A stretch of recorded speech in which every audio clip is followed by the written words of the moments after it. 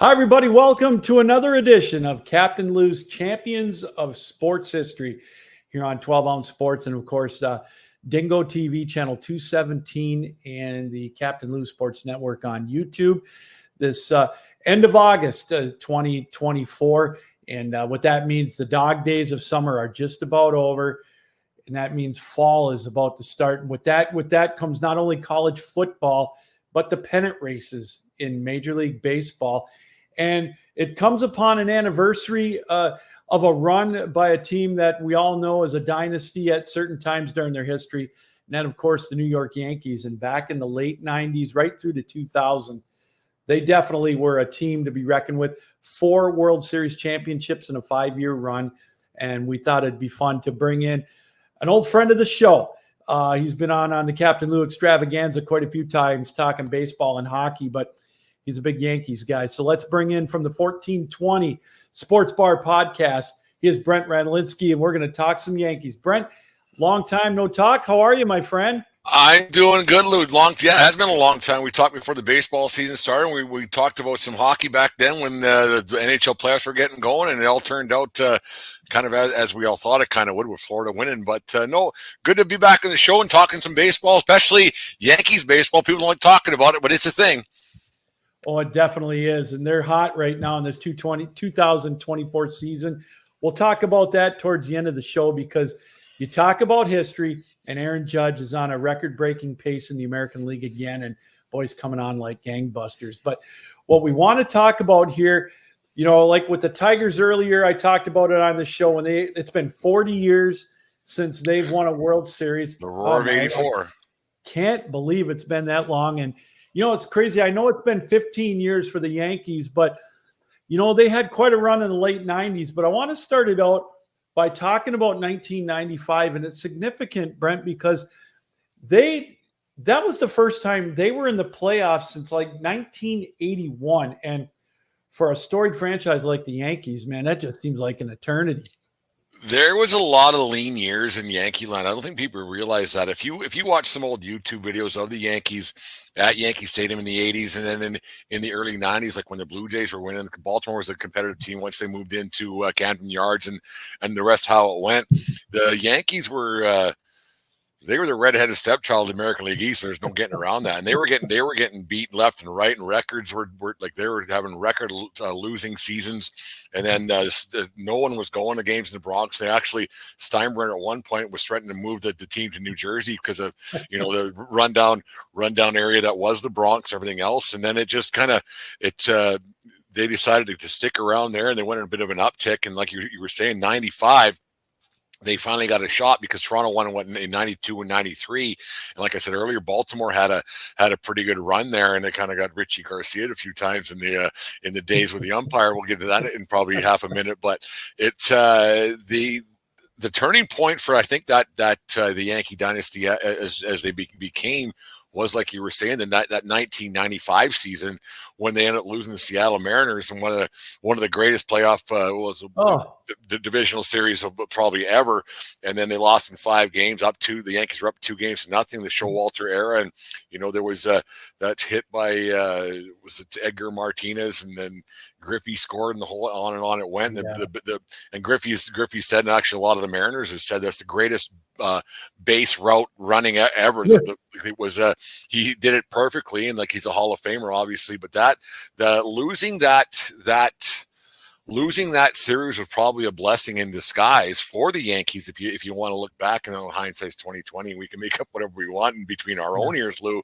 But the thing is when you have a shot like that, and they didn't get it done. They had a great team, and there's some guys coming up they knew, but the missing link was maybe Joe Torre, and they got rid of Showalter, and Torre was a bit of a gamble. He was with St. Louis for over the years on, and Torre was a bit of a gamble that nobody really thought of, and the Clueless Joe thing was on the headlines of the New York Times and the Daily News or whatever it was, and no one had much faith in him and how it all went down, and it turns out it turned out pretty good because if Showalter wins a round, who knows?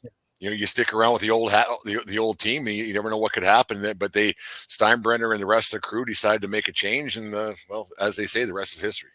Yeah, and that series, you talk about how great of a series it was. The Yankees scored the least amount of runs in a game in that series, and that was 4 in game 3. I mean, you had games like 9-6, 7-5, 11-8. And then, Yeah. of course, you talked about it, 6-5. That was no place for a nervous person in that series, especially if you were a pitcher.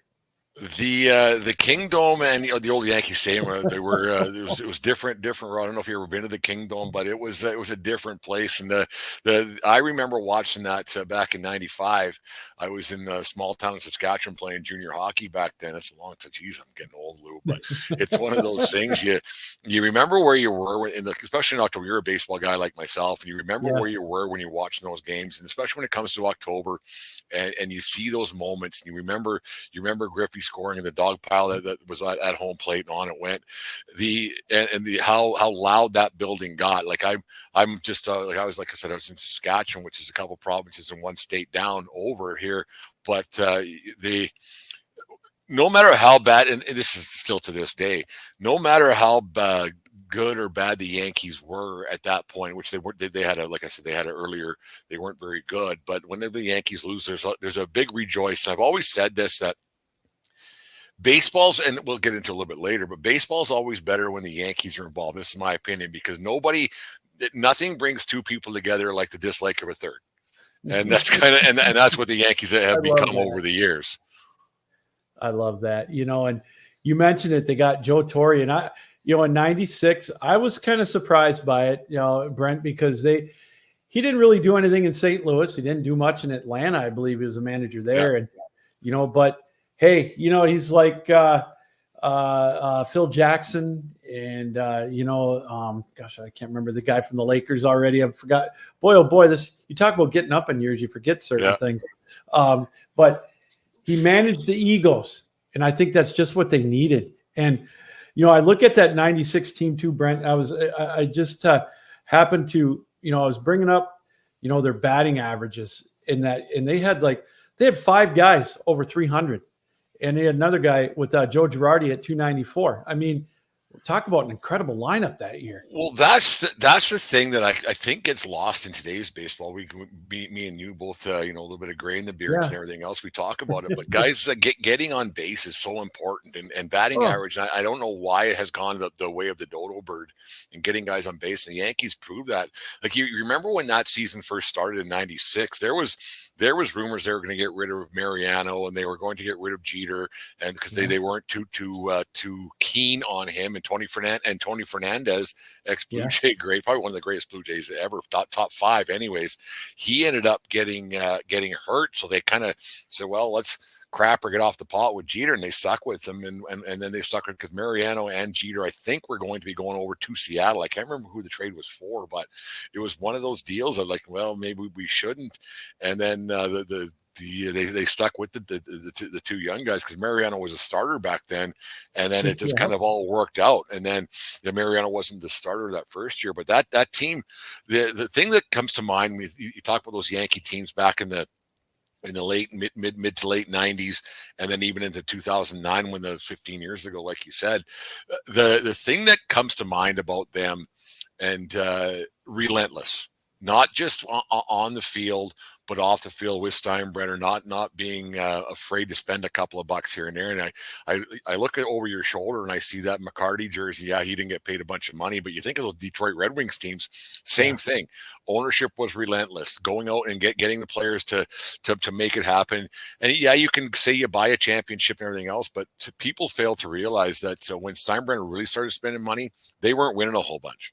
And that's what's kind of funny about that thing. Like I get in some arguments. Well, you only buy World Series. Like, well, they tried to, and that's when they weren't winning. Because you can't build a culture through a checkbook. And I've always thought that. And those Yankee teams early, they put in a piece here, put a piece in here, there. But you think a lot of those guys, they played in the minor leagues together, and they found a way to get something together, and they got it going. And you look at those teams, and a lot of guys, you look at the guy who caught the final out, and we'll get into that in half a second, I'm sure. But who's Charlie Hayes? Like really big pitcher. He caught that final out in the game 6 against Atlanta, that foul ball that everybody knows about. And then, but who's Charlie Hayes? Where is he now? But those plug and play guys that the Yankees would find. Obviously the superstars that they brought in all the time didn't hurt. Like it never hurts to have really good players on your team. But to me, for those Yankee teams, it was the obviously the core 4, but it was the plug and play guys that made the difference a lot of nights through that dynasty. One player that I don't think gets enough credit in this run that they had, Brent, is Tino Martinez. I mean, he would lead the home run with 28 home runs. He had 117 RBIs in 96. I mean, he was one of the unsung heroes, I believe. And he really, was a leader on that team. But you look at all the like the Derek Jeter day. I was lucky enough to go there in 2000. That's 10 years ago now too. But in 2014 when Jeter retired, and then even in 2013 when Mariano retired, I was lucky enough to go to both of those events at Yankee Stadium back then.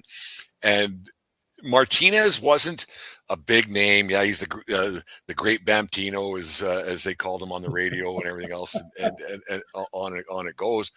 But he was never the guy that got the big spotlight because you had the Jeters, you had the Riveras, you had Clemens later on, but you had a guy like Tino Martinez that was just there, and he's always at the forefront of all of those big events. Even on Saturday there, they had their old timers day. They don't play the game anymore, which I think a lot of the players are happy to not have to go there and embarrass themselves a little bit because you get a little bit old and everything else. But it's Martinez was around. He was around for a long time. Yeah, he didn't get that I think that 4th one because he went to I think Tampa. I think it was. Yeah. But he was always around. He was a leader, and he was an ex Seattle Mariner. I remember actually watching him play for the Calgary Cannons just up the road here when I was younger. So in AAA in the Pacific Coast League, and Martinez was one of those silent leaders that was just around, and it shows how important he was to that whole franchise and that whole thought process that Joe Torre, that winning attitude that, it's because the Yankees don't have names in the back of their jerseys, but the name on the back is more important than the name in the front. And Martinez is one of those guys that was just, we're pulling in the same direction here. Let's try to win something. We got something special going on here. And I think that was one of the easy things is you get not easy because winning's hard no matter what, but you get guys that are pulling in the same direction. It makes it a lot easier to say, we're here for the greater good, because the numbers in the back of your baseball card don't mean a damn thing if you don't have a championship. And if you get 1, 2, 3, 4, and then some of those guys have 5, man, nobody can take that away from you. Like nobody. So they get to the World Series in 96. Of course, they had to go through Baltimore in the championship series, and I believe they had to play Texas in the opening round in the divisional series. So you got to be flying high as a Yankees fan, and then all of a sudden you're outscored like 16-1 or something in the first 2 games, and you got to be thinking, holy hell, what is going on here? Well, that was the thing. Like, it was all set up because we talked earlier on about a little bit about Richie Garcia made one of the most egregious calls in baseball history. With Jeffrey Mayer reached over the fence, and Richie Garcia's right in the outfield there. And I don't know how he blew that call as an umpire myself. I'm like, that's a bad call. But that's it. All worked out and everything else for the Yankees to get the World Series against Atlanta. And that Atlanta team, like we can talk all we want about the Yankee team, how great they were, but man, those Atlanta teams, squandered opportunities over the years. Oh my goodness! Like the best pitching staff almost ever assembled. Like it's just couldn't put it together. Couldn't get enough wins. Couldn't get a hit here and there. But yeah, those first 2 games. Losing at home at the old Yankee Stadium, I think by a combined score of 16 or 22-1 or something, just disgusting how bad it was. And it was like, oh geez, then like as a baseball fan or as a Yankee fan, you get thinking, well, you know what, the Yankees haven't been here in how many years, in 19 years or whatever it was, 18 years, and then they go, you know what, this is who we are. We got this far. Atlanta's they've been doing everything for how long? Because that dynasty started, I think, in '91, where they. Do you call it a dynasty? Because they didn't do a whole bunch of winning. I mean, you win the American League East or National League East 100 times in a row. Is it a dynasty? I don't know. You got to win the big picture. It's like they were the king of a third world country, I guess you could say. But it's just Go If ahead, Lou, that's the sorry. case, then you would call the Dodgers right now a dynasty in present age. They've won one World Series and it was COVID. There's I mean, COVID they area. won their Yeah. division 100 times, but they can't get to the big Don't dance. mean nothing. Yeah. And I don't even want to. I don't even want to hear about the can bashing against the Astros because they weren't hitting the cans in Dodger Stadium. That's right. So don't even go there with me on Means that one. I nothing. hate that when people do that. It means nothing. But what's funny though, with that team in '96, though, getting back to the Yankees, Yeah. you know, that Game 3, they took out Boggs, they took out O'Neill, you know, they put in Strawberry, and and I forgot that Cecil Fielder was still on the team. They left him in there, put him at first base. At first Crazy. base, yeah. And that was like I said, like the relentlessness of that organization to grab a player here. Like Strawberry was on the back end of his career, obviously. Like his best days were far behind him. But he was a bat. Like it was a little intimidating. A guy can run into a hit now and then here and there. But just the way that they came back in that series, and you remember the Jim Leyritz home run, and on it goes. And then you go to the deciding Game 6, the Joe Girardi triple that was misplayed in center field by a young Andrew Jones playing center field. Like he was only 19 at the time. And just the way it all worked out, and they got some timely pitching against some very, very all Hall of Fame kind of guys. And that, I don't want to say the Yankees won that World Series as much as Atlanta lost that World Series. Because if you go home 2-0 and up 2-0 especially, and you can't close it out by getting one, there is a problem there, because back when there was 2-2, 1-1-1, and they set themselves up to succeed. I think Atlanta lost that World Series more than the Yankees won that World Series. But that's when the Yankee lore, the core four, and it all started to come together back in '96, and that's when the Derek Jeter, that's when he Rookie of the Year and on it goes. I mean, that's when it all started for him. But it comes back to those guys that they had that were just solid players. And adding a guy like Paul O'Neill never hurts. And O'Neill was one of the greats. I think he's an all-time great personally. He's one of those other all-time great Yankee, not an all-time great player, but he was an all-time great Yankee. And the way he played the game, he played hard. I think that man hated losing more than he liked winning. Like you win, you go for a steak and a beer and whatever it is. But O'Neill was the kind of guy, when he failed or when he struck out 3 times, remember him kicking his helmet and beating up Gatorade cans and everything else. That man hates losing more than he likes winning, and that got contagious in the Yankee clubhouse. And you remember after Game 2, like you said, that they got blown out like bad at home. Yeah. On and on it goes. Steinbrenner wasn't too shy to call out Torrey about what's going on here. And Torrey was probably on a pretty short leash at that point. If the Yankees don't win that World Series, because they get there, great, fantastic. If the Yankees don't win that World Series, Lou, I'm almost going to guarantee you that Torrey isn't back for the '97 season. I agree. And because he was nuts back then. He was nuts. How many times he fired Billy Martin? Absolutely right. You're right. And that's a great point, because he had such a trigger when it came to managers. Absolutely. Oh my gosh, they probably would have brought Stump Merrill back for all I know. Yeah, again, who knows? Yeah, just crazy how often he would just and like you gotta love. No, you don't. I think Steinbrenner's a bit of a moron, but it's one of those things. Yeah. It's one of those things. But you gotta. He was always trying. That was the thing. But sometimes trying was a bit of a hindrance to the rest of the organization, because a lot of times players don't go to a team because they're making the most money. They want to be comfortable with their manager and everything else. And then if it's just a revolving door of guys in and out every year, well, what are we doing here? Well, before we go to break, I want to kind of remind everybody who won the MVP of that World Series. And it's funny because a lot of folks that aren't Yankees fans probably don't even remember this guy's name. John Wetland got 43 saves in the regular season. He saved all 4 games and got the MVP. That's crazy. ex-Montreal Expo John Welly. Yeah. How many Montreal Expos players were sprinkled along those teams over the Free years and reign, everything baby. else? And, yeah, he was great, and he got all four saves, got the MVP.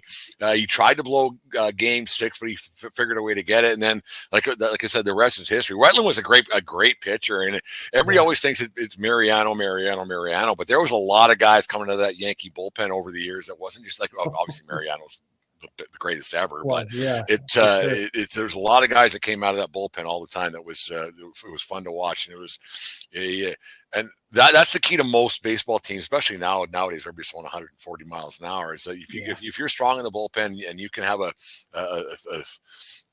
get it down to a 6-inning game, and that's what the Yankees did. They used to do that, and it was great to watch.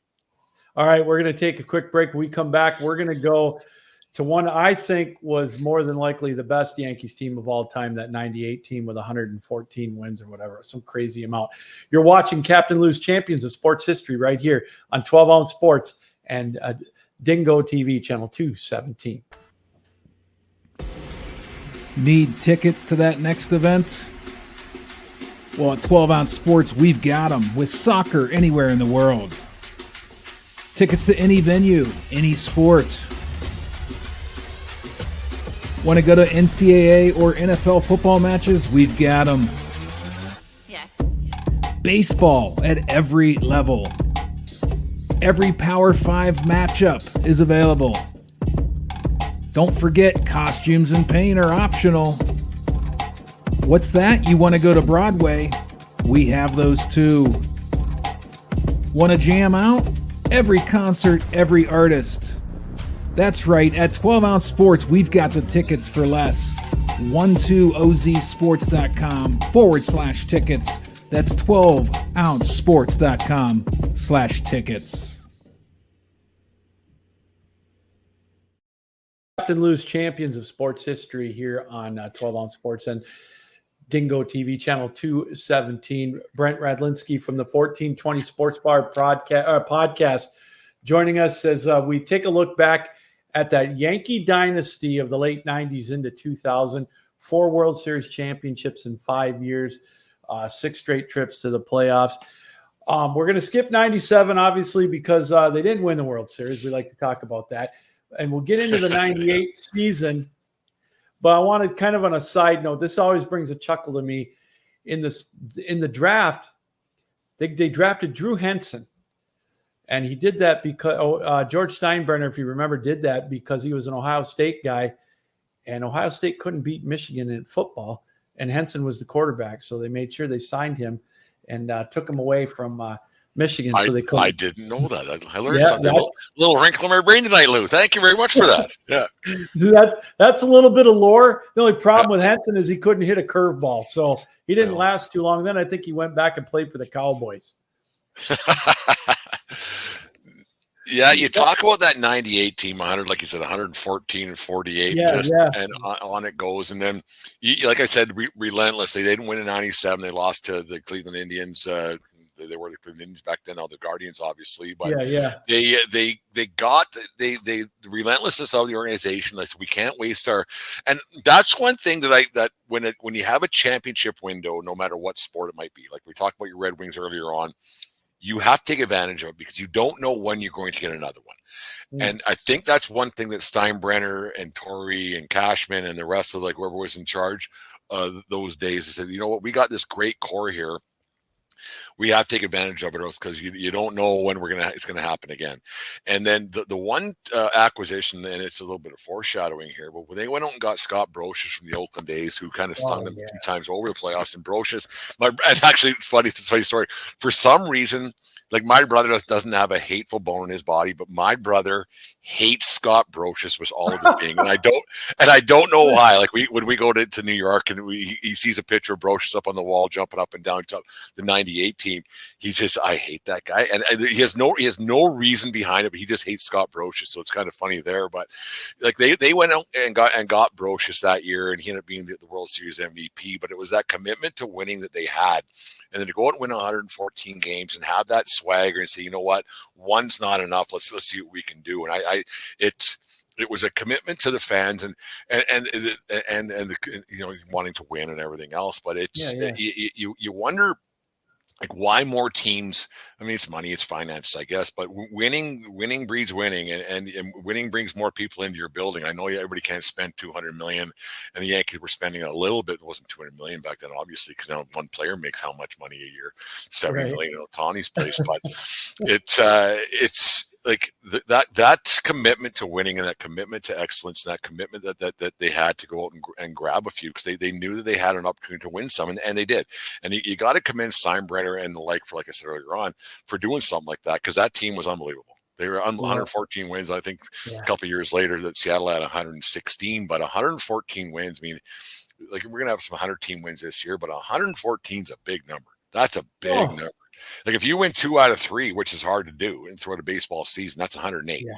Yeah. Winning 2 out of that's tough. Like, that's tough. Boy. You're gonna have a bad weekend here and there, but 114, that's impressive.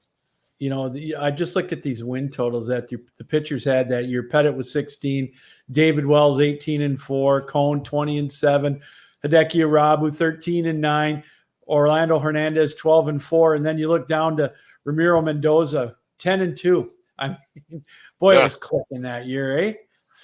Like, just like you say a lot of those names. How many Hall of Famers are on that? Like David Cone, like to me, he's one of the greatest. He's one of the greatest pitchers ever. Like, it's right in my wheelhouse, right in my era. Like those days in Kansas City. Then he went to the Mets, and then he went to the Jays for a little bit, and then obviously with the Yankees. And I think he ended up being with Boston or whatever. Who cares? He had a cup of coffee with the Tigers too, I think. I didn't know that. So he kind of maybe wore his welcome around the league, but he was such a good pitcher and then a great leader, and he ended up winning himself a few championships and now he's got a broadcasting career with the Yankees. Like, winning puts a few dollars in your pockets, and that's like Coney was so good and so solid, and then he was just added that. Like, every time that Cone took the mound, there was just a sense of calmness. I thought, like, he was not as good as Greg Maddux, but there was always he wasn't throwing 190 miles an hour. He was just out there. You knew you were going to get, and everything else. And Cone was such a good pitcher, and Wells had a bit of that bite to him that people like to remember. That one time he went to took the mound with Babe Ruth's hat on. Bought for $80,000 or whatever it was, and he had that little bit of New York bite to him, and the Bronx kind of a snarl and everything else. And he was a great acquisition, and like, it just they went out and they got those guys, and I think that it was so big, not just. And then, like you said earlier about all these guys like that, and that's the biggest thing about championship coaches and managers, whatever sport you might be. You can have all these great players, but if they're not all rolling in the same direction, because egos, these athletes, they got egos no matter what, and that's how they become great athletes. You got to have a bit of a swagger to your walk and everything else, and to have a guy like Torrey, who was a calming influence. You think later on when they brought Don Zimmer in, the same thing, because Zim was around for how many years? So he could. Those two guys could basically calm the waters and say, you're just another player here. We'll get somebody else here if you don't like it. And I think that was one of the greatest things like about that Yankee dynasty, was the way that Torrey was able to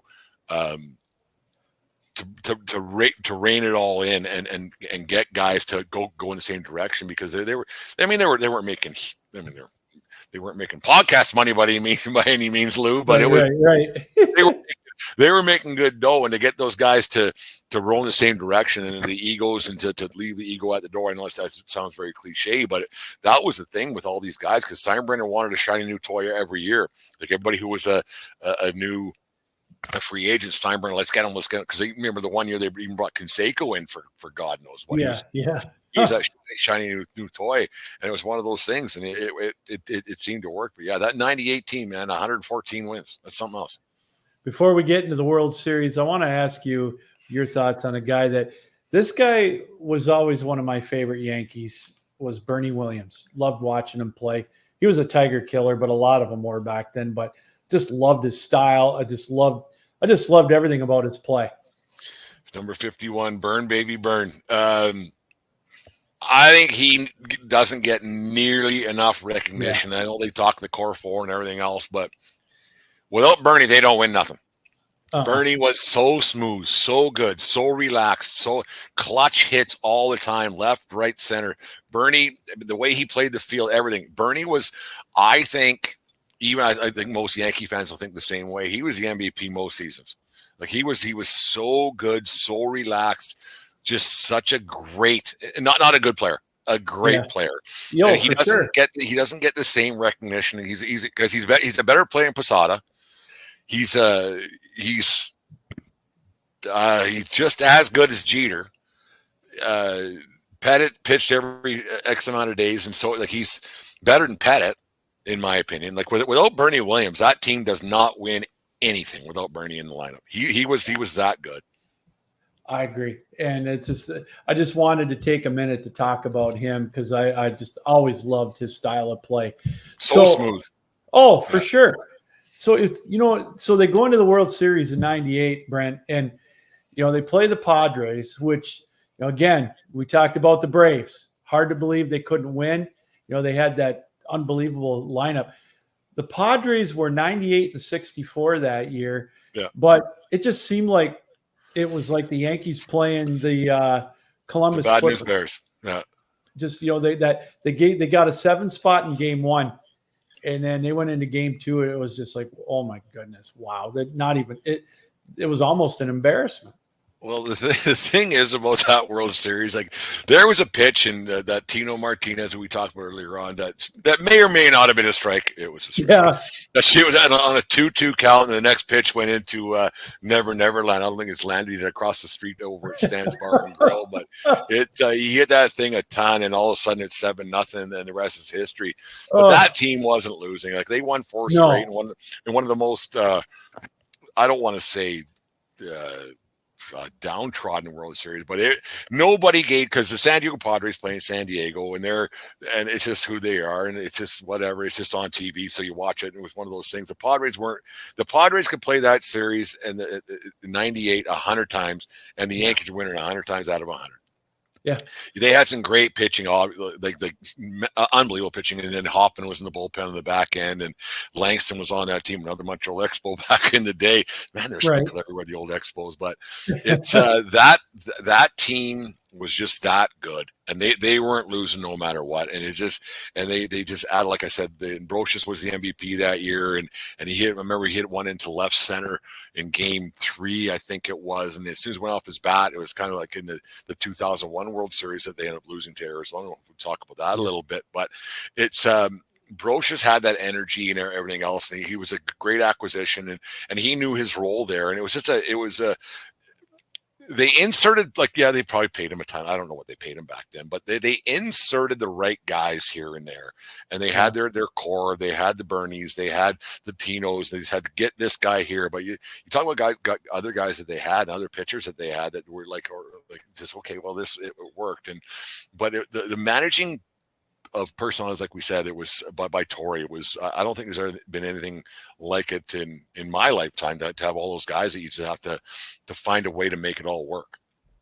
Yeah, and it just, I do feel a little sorry for the Padres because, of course, in '84 they ran into that Tigers team that was, started out 35-5, and they were so loaded with talent. And I know they got a win in that World Series, but I mean they were not quite as outmatched as they were in '98. But I'll tell you what, I felt bad for Padres fans because the 2 World Series appearances they had, they just got absolutely pummeled.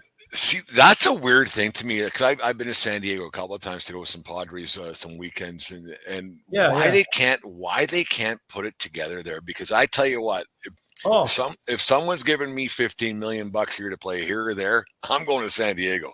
It is fantastic. The stadium's fantastic, all of it. Like I don't understand the ins and outs of why they can't put a winner together. And actually, they're having a very good season this year.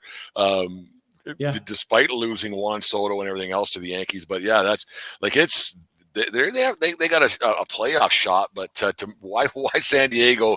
Like we've only talked about them losing twice because it's all they've ever done in their franchise history, and that's got to be tough to be a Padres fan.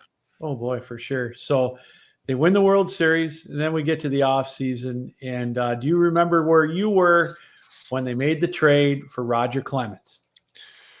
Yeah, it was one of those things. 'Cause Clemens had some really, really good years, and like we're infiltrated with the Toronto Blue Jays around here all Sure. the time, right? And Yeah. then you're thinking, geez, you know what, Clement? Okay, yeah, yeah. And then I got thinking, why? Like the first thing that came to my head was why. Like Yeah. Clemens was on the back end, not the back end of his career, but it was like, well, Felt like it. Wells is still pretty serviceable, obviously, and he seemed like he seemed like he really quite liked playing with the Yankees and everything else. And you don't want to upset the clubhouse and bringing in an alpha male like Roger Clemens. My first thought was why. Yeah. That was my first thought, and then it turned out obviously turned out pretty good, but. Yeah. Clemens had some he had a couple Cy Youngs and everything else with the Jays, but I still thought why was my biggest thought was Sure. I don't think that I don't think they needed to do it. I don't think that was going to change the outcome of is he 2 more wins, 3 more wins than Wells? Who knows, right? Yeah. That was my biggest thought was why, and then bringing in an attitude like Clemens. I mean, obviously I've never met the guy, but just the aura and the walk that he had about him. My biggest thought, Lou, honest to God, it was like, why? Like, what's the point of this? I was shocked.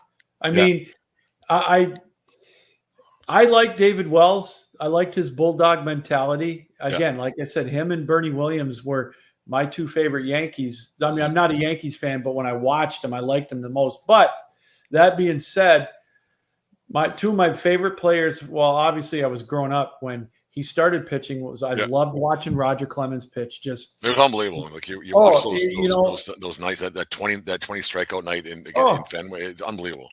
Yeah, and when he came on in Boston, in the 80s, and he just it was generational talent, and so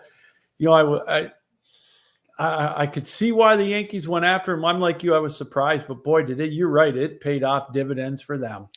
Yeah, it never hurts to have a Hall of Fame arm on your bench by any means, or a guy that's going in every 5th or 6th day. That never hurts. Like, I'm not saying that because like as good as Cohen was, Clemens was just that much better, right? You knew you would get 7-8 innings out of him and leave, and he would shorten the game himself, not like how the bullpens are now. Clemens would go out and overpower people, and he was one of the last power pitchers of that era, because you remember how obviously the Atlanta pitching staff that they had, they were crafty guys like Maddox and Smoltz and everything else. They were just crafty pitchers, and Tom Glavine. Like out of the 3, Glavine doesn't get the respect because he was so good. No. Hockey player too, Tom Glavine. But one of those guys, but bringing Clemens out every 5th or 6th day, and the mentality he had, he was a winner. Like he didn't mind getting gritty and doing things he had to do to win ball games. And he was, he just added to a team that won 2 out of the last 3 World Series, and it seemed to have worked a little bit. Yeah, and it felt like growing up in the 70s as a Tigers fan. The Tigers were so bad; they weren't even relevant. It was like watching a team. It almost like it wasn't fair. But I watched that team in '99 coming off such a hellacious year. They were must-see TV because they were that good. Yeah. Does that make sense? No, and that's like I said earlier. Nothing brings 2 people together like the hatred of a third, and that was the thing. And then I said for years, and it's the same thing with the in hockey up here. The Leafs, everybody hates the Leafs, but when it's on TV, people watch. And same with the Yankees. When the Yankees are rolling, ratings are up, and that's on both sides. People saying, well, man, we hope they lose. And the Yankees they weren't doing a whole bunch of losing back then. And it was like that playoff season. I think they went 11-1 in the playoffs, with 1 loss over the time. Like it was like every night there's come and win, which ends up to be not must see TV, but to roll through that. So probably the last of the Braves era in '99 there, they just rolled through them 4 straight again. Like to win a world's like I said earlier, winning's tough. But to roll through the other league's champion 4 straight 2 years in a row, I don't think you'll ever see that again.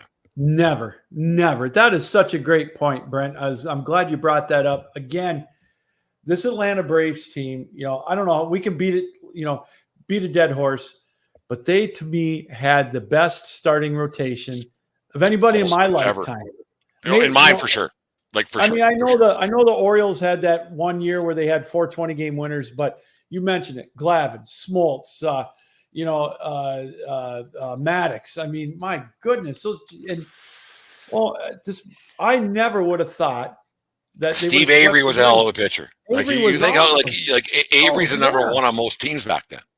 Yeah, and the other bullpens with John Rocker and Roller and Mark Wohlers, everything else, it was obviously a detriment. But man, oh man, to win that main division, I think that's maybe me and you should produce it with a 30 for 30, make me a couple of bucks on this thing, Lou. But the big team that never could, the Atlanta Braves. Honestly, just to get, I think when they get the one World Series, holy cow. And with that pitching style, how do you only have the one World Series? I don't know. I don't know. And again, you look at the Dodgers; they're heading that way, but they didn't have they don't. I mean, they had pitching right now, but they're always banged up. These guys were healthy. Oh, Maddox wasn't throwing 85. No, he didn't throw hard enough to hurt his arm. It's crazy to think that. It was just absolute insanity. But anyways, we digress. We'll talk off air how to make some money off the Braves' misfortune in the 90s. There you go. And I look at this World Series too. You look at I think it was game 3. I'm just pulling it up right now because I remember a guy that is playing for the Mean Machine right now in one of the Michigan penitentiaries. Chad Curtis had a couple of home runs. Knobloch had one for the Yankees. My goodness, it's just are you kidding me? And that was just like you said, they just would reload. And Knobloch, if you remember, he came up with a bad case of the yips at second base. He couldn't throw to first base, and I think even you at our age can do that now. We can still figure out how to do that, but Knobloch, and who's that broadcaster that Knobloch threw it into the stands? I can't remember his name. ESPN guy. He hit this guy's mom. I'll remember. Oh, I can't talking about Oberman. He hit Oberman's mom in the head from second base. But Knobloch was such a great Minnesota Twin. If you remember that back then, he was a really good player for those Twins teams. On the back end of that thing, and the Yankees, like I said, they had some great teams, and Chad Curtis was some issues and grievances there, like a few other guys, like Jim Leyritz when the big hit in '96, he got himself in some trouble with the law and everything else, and it's just. But the way and that's why I don't like the narrative that the Yankees were buying World Series, because they don't get me wrong, they spent money, they did 100%. But the thing is that they had a lot of guys that were just there for a year. A lot of guys in the minor league system there for a year, and the culture of winning. I think that's it's very important. Yeah, you can spend all the money you want, like I said earlier, but a checkbook, it's tough to just throw a checkbook and win a championship. You can't just do it. You have to have a core. You think about like I said earlier on with your Detroit Red Wings, that grind line. You can't just manufacture that. There has to be a thought process of what we're trying to do here, and I think that's what the Yankees did. And I think it's funny how the two eras with the Red Wings and the Yankees are pretty much at the same point. Yeah, they were both teams spending money, but they were the same kind of mentality of how they were going to do things. I think the two franchises at that point in time are very comparable. 100%. They had a lot of homegrown talent, but yet they went out and got the pieces they needed, and it proved to be successful. We're going to take 45 seconds, come back, and we're going to talk about the 2000 season and then jump to now with the New York Yankees. You're watching Captain Lou's Champions of Sports History here on 12 Ounce Sports and Dingo TV, channel 217.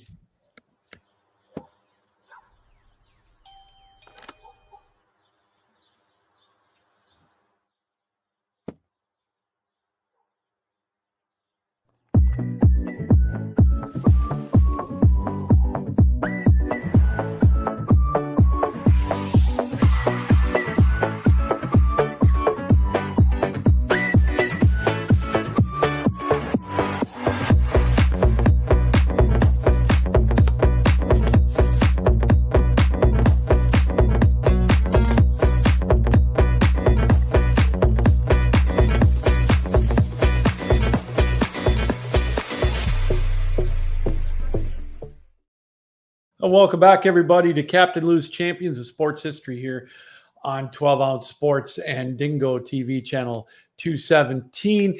Again, joined by Brent Radlinsky of the 1420 Sports Bar podcast. Check them out. Great baseball content. And of course, once hockey season starts, we'll get knee deep into pucks as well, as that's always a great time of year. That's coming here shortly in a couple of months. Brent, we're talking the New York Yankees, their dynasty coming to a close in that decade, the year 2000. And they coming off back-to-back World Series wins, dominant, as we talked about before the break. Coming into the end of that 2000 season, I think they lost like 7 in a row and 14 out of 17, kind of on a skid. And I wonder maybe if you were a little worried going into that postseason that something just might not be right. Let's not sugarcoat this. They lost 15 out of 18. They only had 87 wins. So you got to think that's a 27 win differential from a couple of years prior too. Yeah. That's a lot less wins, Lou. But yeah, you get thinking like maybe it's over because all good things must come to an end, which is sad for a sports fan like me and you are. Like it can go on forever, but it doesn't. But thing is, they had that core. Right. And they had guys that were like, okay, we can still win. We still got a team to put together. Guys getting a little bit older and everything else, but they still had that core of guys that could go and do things. And that's, to me, that's when they named Jeter the captain in 98 or 99, whatever it was. And I think the captain in baseball is a bit ridiculous, but that's another story for another day because most teams don't have captains. And for some reason, the Yankees feel the need to do that, but whatever, sells t-shirts, so whatever. But it's, I just think that they had the Jeter came out a little bit, and that was his time to shine on the big stage against the Mets. And that's the big thing. If you watch that Jeter documentary, The Captain, that was on Netflix or HBO or whatever it was. So many streaming services, I can't keep track of them. Right? Because she takes care of that for me.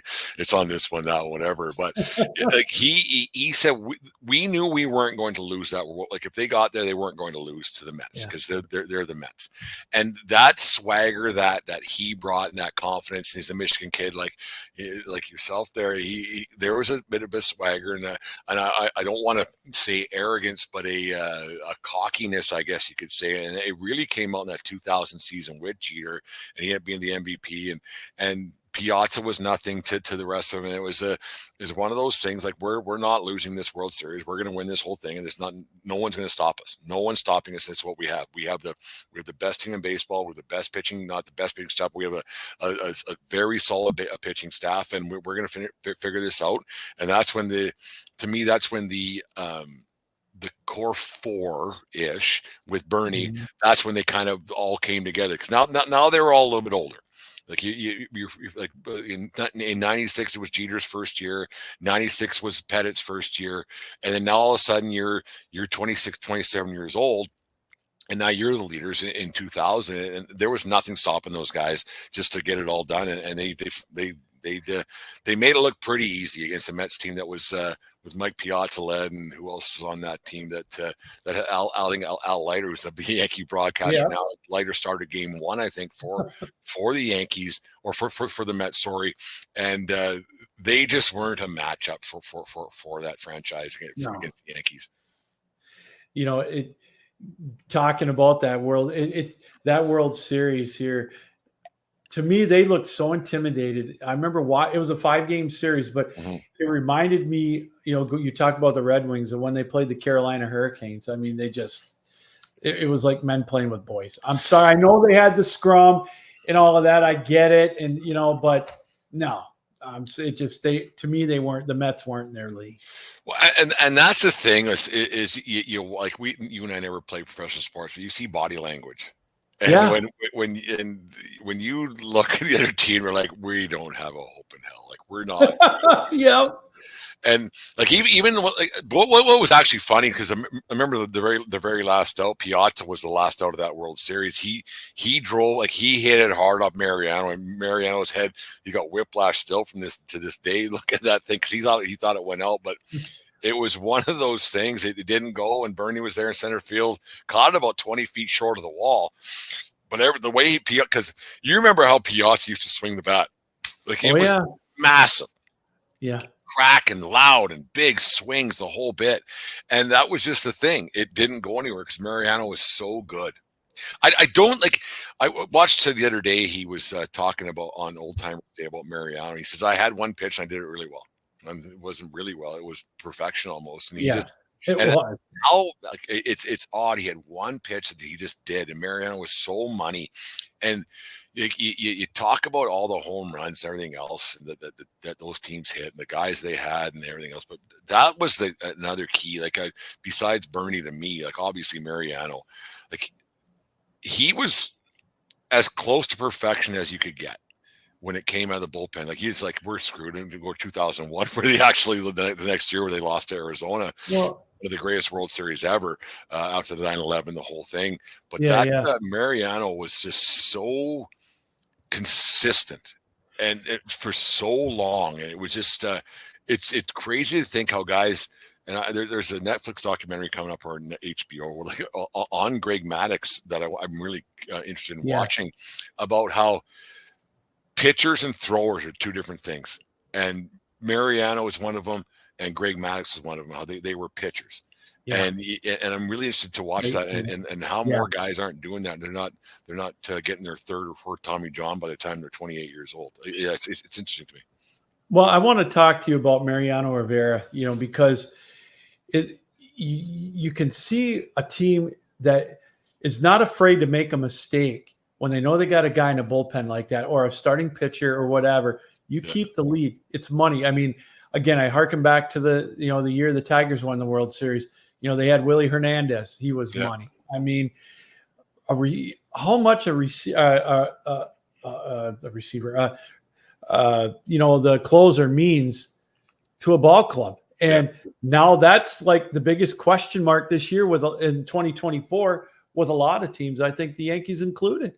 Well, Holmes has blown 10 so far this year, and it's not even September yet, right? Wow. So you think what they're battling it out right now with the Baltimore Orioles, but having a guy, and it's